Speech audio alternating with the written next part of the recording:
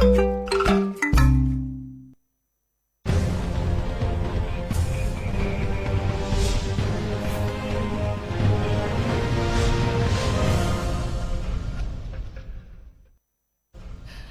cette édition, nous parlons donc de mendicité. Vous entendrez Nouroum Bakayoko, imam du Serfi, qui s'exprime justement sur la mendicité. Selon lui, l'islam n'a jamais encouragé la mendicité. Vous l'entendrez dans ce journal. Et nous parlons également dans ce journal Coupe du monde de football Qatar 2025. Les étalons U17 affrontent demain l'Ouganda pour le compte des huitièmes de finale. Le capitaine des étalons U17 est confiant pour la confrontation de demain. Vous l'entendrez dans ce journal. Mesdames et messieurs, bonsoir et bienvenue à ce rendez-vous consacré à l'actualité sur Savan TV. L'islam n'a jamais encouragé la mendicité. Ce sont là les propos de Nouroum Bakayoko, imam du Serfi, qui était justement l'invité de l'émission Bonjour le Faso de ce matin. Il répondait aux questions d'Abzeta Nikema. D'abord, la mendicité, c'est un fait de société. Il y a des raisons sociales qui font qu'effectivement les gens se retrouvent en mendicité. C'est pourquoi d'ailleurs je disais qu'il faut interroger les causes profondes. Mais historiquement, on retient que l'islam d'ailleurs est parvenu dans nos latitudes là, dans nos régions, grâce au commerce. Et qui parle de commerce parle d'économie plus. L'islam qui encourage le commerce, l'islam qui, à son avènement donc, a permis que les grands centres commerciaux se soient organisés autour justement des lieux de culte, des mosquées, et les grandes villes se sont constituées effectivement autour des grands centres islamiques. C'est historique, hein? Ça c'est des faits historiques. Donc, historiquement, ce serait faux. Et deuxièmement, justement, qu'est-ce que l'islam dit? C'est ça le fond d'ailleurs qui nous intéresse. C'est vrai. Qu'est-ce que l'islam dit sur la mendicité? C'est vrai qu'il y a un verset qui peut prêter à une confusion chez certaines personnes lorsqu'ils ne comprennent pas ce verset-là. Dans la Sourate 59, au verset 41, Dieu va dire, parlant des croyants, il y a une part du mendiant et de nécessité dans leur avoir. Donc, il y a comme effectivement, une annonce que l'on doit s'occuper des pauvres et des nécessités. D'où la zakat, effectivement, qui va venir dire Khuz, enlève donc de ton bien une partie pour donner à des bénéficiaires, les premiers bénéficiaires parmi les 8, les 2 sont les pauvres et les nécessités. Ça, c'est effectivement l'encouragement. Mais quel est le fond? C'est-à-dire que c'est une responsabilité de la communauté de faire en sorte qu'il n'y ait pas de déflatés dans la communauté. Une justice sociale. Mais attention, ça n'a jamais été l'objectif de l'islam de faire en sorte que les gens se retrouvent en train de mendier ou encourager à une quelconque mendicité. Au contraire, l'islam interdit la mendicité. Pourquoi? Parce que le prophète de l'islam va dire, sallallahu alayhi wa sallam, il dit, c'est lui qui ne cesse de mendier sans nécessité, il va arriver au jour de la résurrection, le visage complètement dégarni. En d'autres termes, chaque fois que tu tends la main alors qu'il n'y a pas une nécessité, c'est comme si tu t'enlevais de la chair de ton visage. C'est quoi donc la nécessité? Oui, effectivement, il peut arriver des cas de force majeure où quelqu'un soit amené à demander de l'assistance. On se retrouve en situation de détresse. Par exemple, quelqu'un, même s'il est riche chez lui, s'il se retrouve peut-être dans une certaine contrée où il est en détresse, soit il a perdu tous ses biens, soit il est dans une situation, en tout cas, où il n'a pas ses moyens pour pouvoir se faire prendre en charge, et il a l'autorisation de demander de l'assistance. Ou quelqu'un qui subit une calamité, par exemple un incendie, ou en tout cas il a perdu ses biens réels, sans pour autant que ce ne soit une habitude, mais occasionnellement, il demande de l'assistance. D'accord? Il y a ces cas particuliers qui arrivent où on dit les cas de force majeure ou de nécessité qui amènent effectivement à demander de l'assistance sociale. D'accord? Je crois que ça existe dans toutes les sociétés. Et c'est de ça qu'il s'agit. Mais jamais ça n'a été l'objectif justement de l'islam d'encourager qui que ce soit à la mendicité et pire, dire que des gens qui ont comme profession de mendier. Ça n'existe pas en islam. Civisme et patriotisme à l'école, c'est le message que le réseau Natab Zanga a porté ce samedi aux élèves de la commune de Ourougou-Maniga dans la région de Oubri, une initiative qui vise à amener les jeunes à mieux comprendre leur rôle dans la cohésion sociale et la construction du pays. Le compte rendu de Boukari Sinare et Daouda Yamego.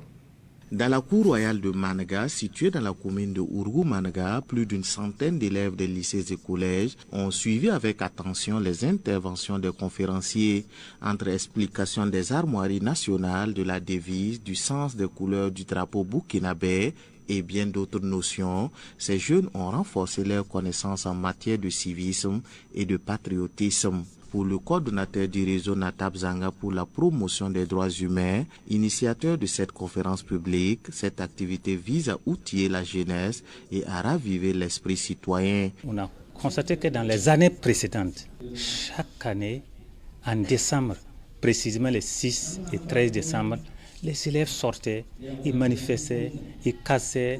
Et vraiment, c'est pas patriotique. Aimer son pays, c'est pas casser. Aimer son pays, c'est pas le vandalisme. Voilà. Donc, c'est pour cette raison nous avons initié des conférences tournantes pour promouvoir le civisme et le patriotisme en milieu scolaire. Parce qu'en toute chose, il faut commencer dès la base. Si dès la base on est bien éduqué, on est bien enseigné, alors on grandit avec un esprit mûr, avec un esprit patriotique, avec un esprit civique. La représentante de la direction régionale de l'enseignement de Oubri, Alimata Kaboré, a salué l'initiative qui vient appuyer les efforts de l'école dans la formation de citoyens de demain. Cette activité vient à point nommé parce que si nous regardons le comportement de nos élèves, nous pensons que c'est une activité qui va beaucoup nous aider. Donc nous les encourageons énormément, nous donnons nos bénédictions pour que ça puisse être fructifié, que ce travail puisse donner de bons résultats. Voilà, que les élèves qui sont là présents ce matin, qui écoutent et qui suivent, puissent mettre tous ces conseils en application pour la bonne marche de notre pays. Plusieurs filles et fils de la localité ont accompagné l'initiative. C'est le cas de Salfo Ouedraogo, coparrain. C'est une belle initiative.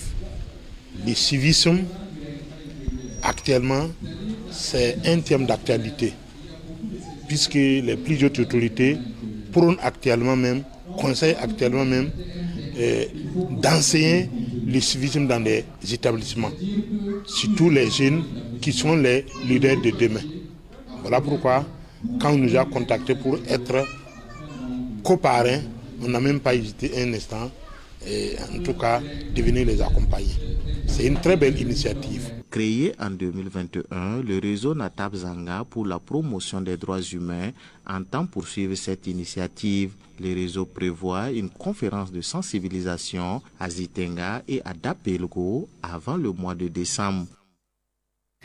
Eh bien, soutenance, on en parle également dans l'actualité de ce soir. Adèle Dondassi, étudiante en fin de cycle à l'université Nazi Boni de Bobo-Dioulasso, a présenté son mémoire de fin d'études en technique des métiers de l'information sur le thème médias et organisations humanitaires au Burkina Faso. Quel type de relation pour quelle retombée? Cet exercice s'est donc déroulé le samedi dernier au sein de l'Institut des sciences et techniques de l'information et de la communication. Retour sur cette soutenance avec notre reporter Sidiki Kapi. Après 15 minutes de présentation de travail sur le thème, la relation entre les organisations humanitaires et les médias, suivi de 45 minutes d'échange et de critiques, le jury a unanimement jugé le document recevable, reconnaissant sa pertinence et sa qualité méthodologique. Un travail sanctionné avec une note de 16 sur 20, une mention méritée du fait de la qualité de la recherche menée par l'étudiante sur un enjeu social majeur selon le président du jury. Le mémoire répond, on va dire, aux attentes. Et vous savez que pour ce master-là, ils ont un canevas qui est assez bien défini. Et je crois qu'elle a réussi à mettre tout ce qu'on attend à l'intérieur du canevas. Le canevas a été respecté. Et il y a un effort de recherche aussi qui a été fait. parce qu'on demande pour ce genre de travaux que les étudiants lisent et qu'ils puissent aussi aller sur le terrain, collecter les données pour après faire une analyse croisée. Et donc je crois que globalement, nous avons retrouvé tous ces éléments dans le travail. Visiblement satisfaite et émue, Adèle Dondassé a justifié le choix de ce thème, soulignant la nécessité d'une bonne collaboration entre les organisations humanitaires et les médias. Arriver aujourd'hui à présenter ce travail de recherche-là devant un jury qui a apprécié positivement le travail avec la note de très bien, la mention très bien, je pense que c'est vraiment satisfaisant. Alors, vous savez que le Burkina Faso est présenté comme un pays hospitalier, un pays qui reçoit tout le monde. Voilà, dans la limite de ses possibilités. Et dans ce cadre-là, on note aussi une présence accrue des organisations humanitaires au Burkina Faso. Et vous savez aussi que le paysage médiatique est assez riche et varié. Et donc facilement, on note des collaborations entre médias et organisations humanitaires. Et c'est ce que nous avons voulu faire ressortir. Pour Adèle Dondassé, ce succès n'est qu'une étape.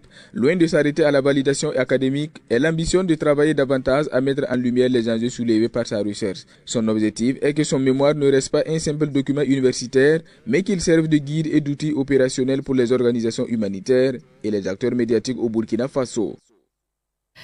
Le centre Thomas Sankara et des organisations panafricanistes révolutionnaires apportent leur soutien au peuple soudanais qui traverse une crise depuis plusieurs années.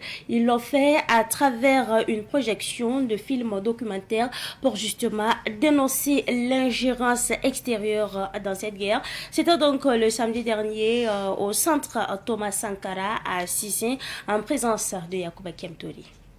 La guerre au Soudan doit être une préoccupation pour tous les panafricains d'Afrique et du monde.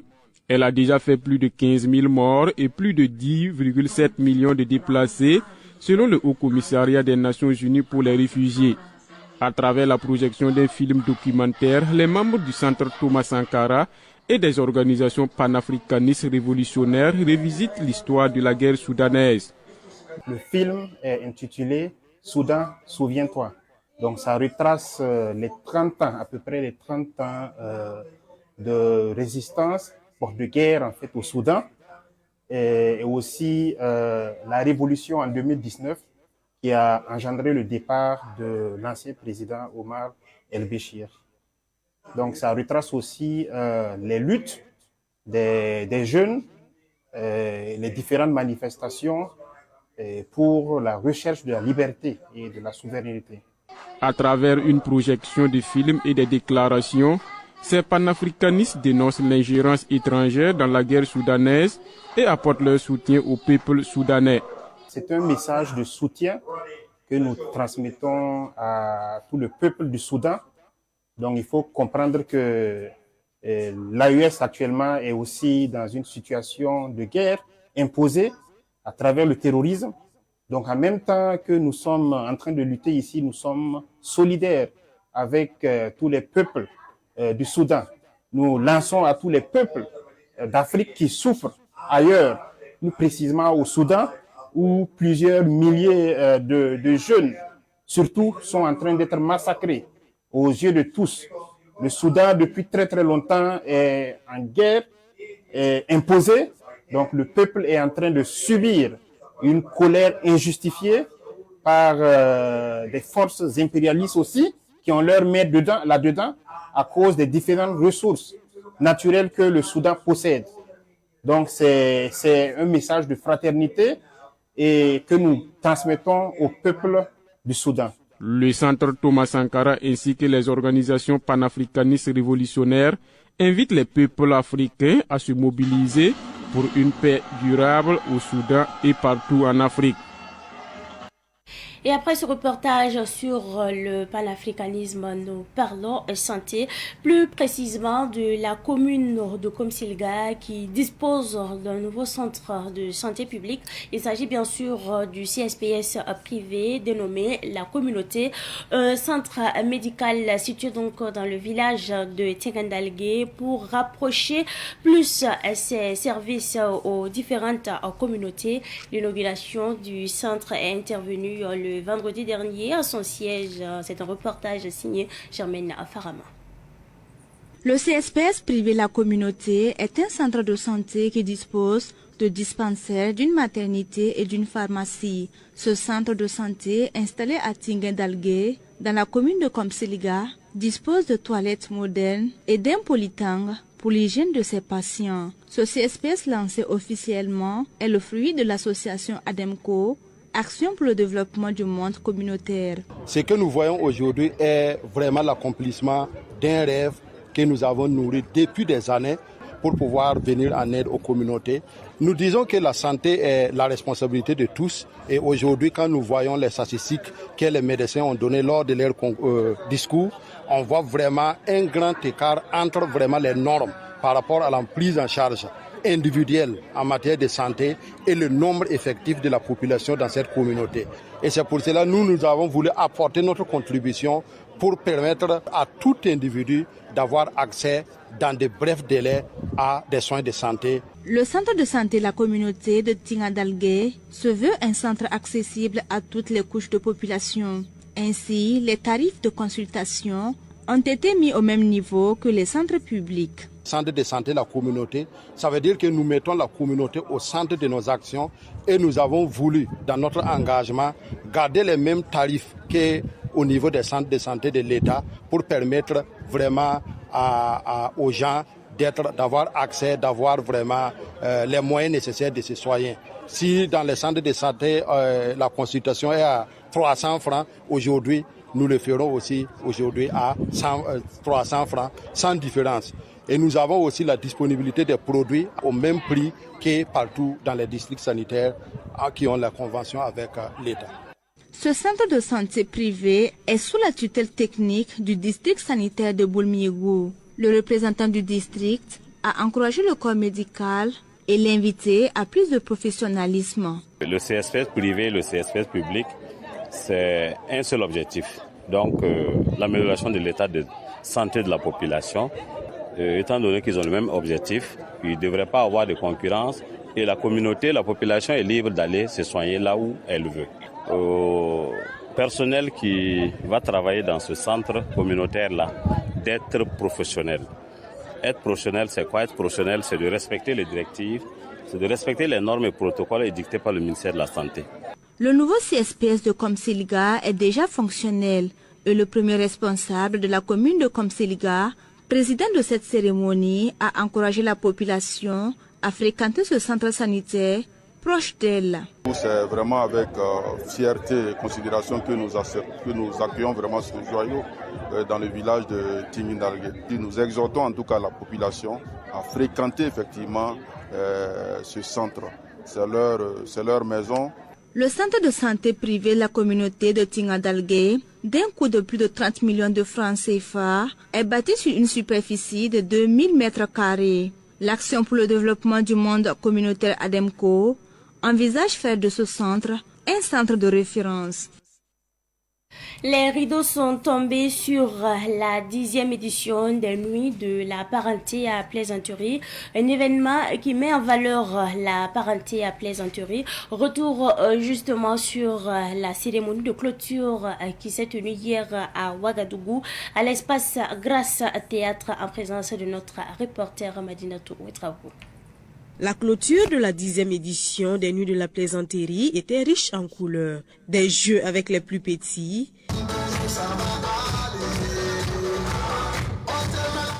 des contes, il attrapait les poissons, il vendait aux femmes, de l'humour, c'est comme ça. Voilà. Vous n'avez fait deux boulots. Ah ouais, c'est comme ça. Le conseil, c'est toujours comme ça. Alors, j'ai dit et des prestations de troupe.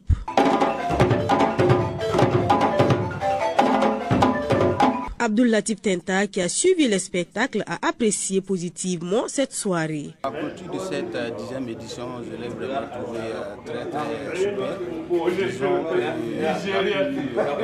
C'est la parenté à plaisanterie qui a été l'une des très bons facteurs ici ce soir. La prestation de ces artistes que j'ai vraiment retenu, c'était hyper magnifique.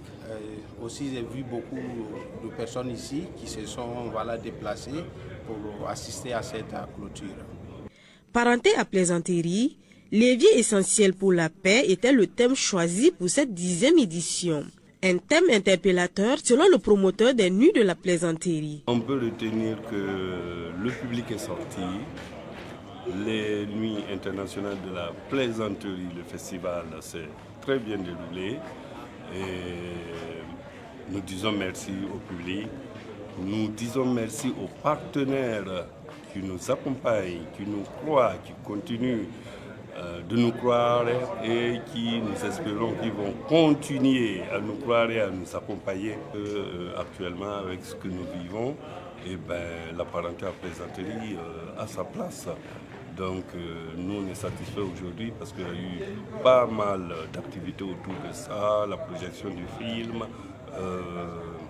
comment on appelle ça, les œuvres d'art que Manéré, l'association Manéré a bien voulu nous accompagner, cette collaboration avec Gambidi, le panel que nous avons eu, vraiment, et cette grande soirée aujourd'hui où le public était là, content, joyeux, et ça c'est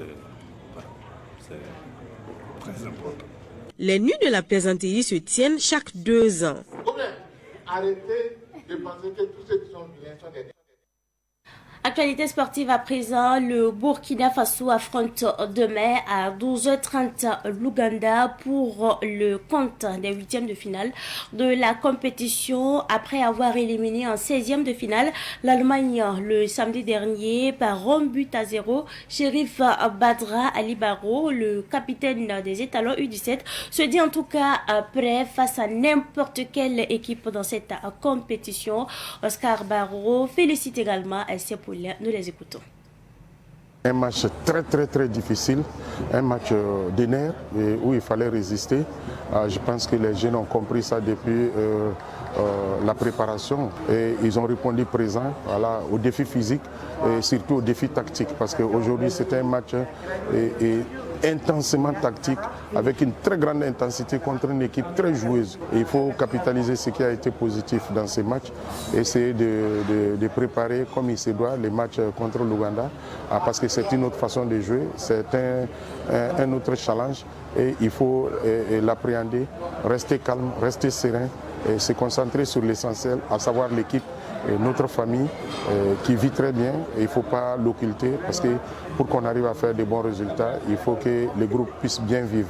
Je pense que nous allons travailler tous les aspects tactiques et surtout de récupération pour avoir la même fraîcheur que dans ces matchs aujourd'hui. On s'est préparé pour ce match, on a écouté les consignes du coach, on les a respectés correctement, on est resté sur nos valeurs. On a montré ce qu'on peut faire et voici à la fin on a gagné, on est fiers de nous. On aura tout le temps de parler de ce match, mais ce que je peux vous dire, nous on ne regarde pas l'adversaire qui vient, tous ceux qui viennent en face de nous, nous on est prêts à les battre parce qu'on n'est pas venu ici pour regarder une équipe et avoir peur de l'équipe. Tous ceux qui viennent devant nous, on est prêts à les battre. Donc si on bat tout le monde, on ira prendre la coupe. Donc c'est ça l'objectif, c'est ce qu'on est prêt à faire.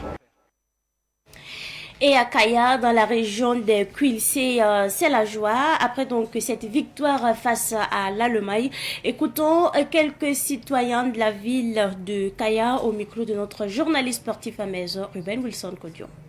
Très heureux parce que c'est vrai que nous sommes en sport. Le sport n'est pas mathématique, mais on savait que ça allait être très difficile parce que l'Allemagne était un pays de football. Au nom des catégories, ils sont vraiment beaucoup en avance parce que les jeunes là-bas ont beaucoup de compétitions contrairement à nos jeunes ici. Mais les jeunes sont battus. Et le fait d'entrer dans le match avec un but matinal et de défendre cet acquis là jusqu'à la fin du match, vraiment, il faut féliciter les garçons.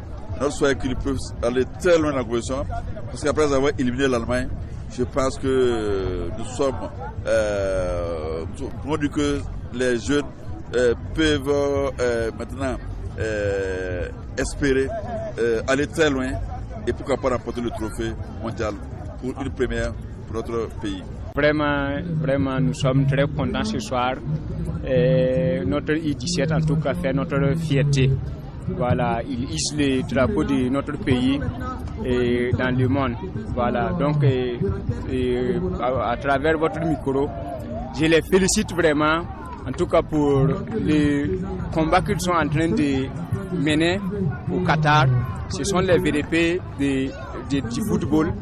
Nous les félicitons et nous les encourageons à mouiller les maillots pour que nous puissions qualifier encore pour les quarts de finale. C'est vrai que sur le papier, l'Allemagne était favori, selon donc les connaisseurs, comme on aime le dire, mais les étalons, en tout cas U17, malgré en tout cas le démarrage, on peut dire timide, voilà, de cette compétition.